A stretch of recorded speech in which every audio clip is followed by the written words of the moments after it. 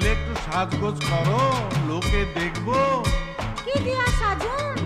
এইবার কিছুই তো দিলা না। কেমনে দেমু?